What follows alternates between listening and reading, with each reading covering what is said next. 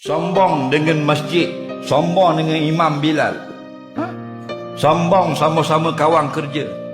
Sombong dengan Allah lagi bukan. Nampak? Tak mau sujud kepada Allah.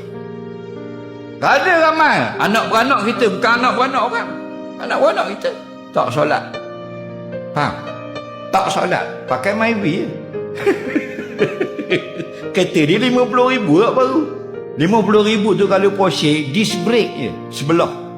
Faham? Tak masuk caliper, disc saja. Caliper dia kat 70,000 tu, 6 piston depan belakang. Faham? Mu kereta sebiji baru 50,000 tak solat, apa punya bangang punya. Allah bagi mata, bagi tangan, boleh pegang mata, boleh tengok telinga, boleh dengar, kaki boleh berjalan. Orang lain mati, kita hidup. Mu tak solat.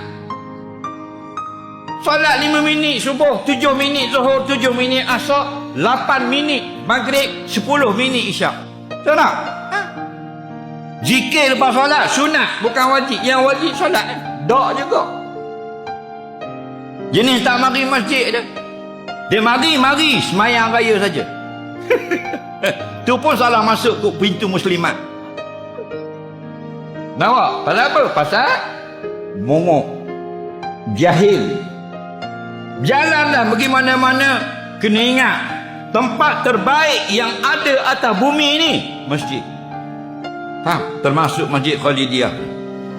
Cuma 3 paling tinggi darjat: Masjidil Haram, Masjid Nabawi, Masjidil Aqsa yang sedang berjihad sekarang. Faham? Lepas tu semua masjid yang baki-baki semua tu tempat terbaik di bumi. Banyak tempat hebat-hebat di bumi Allah buat. Gunung Everest.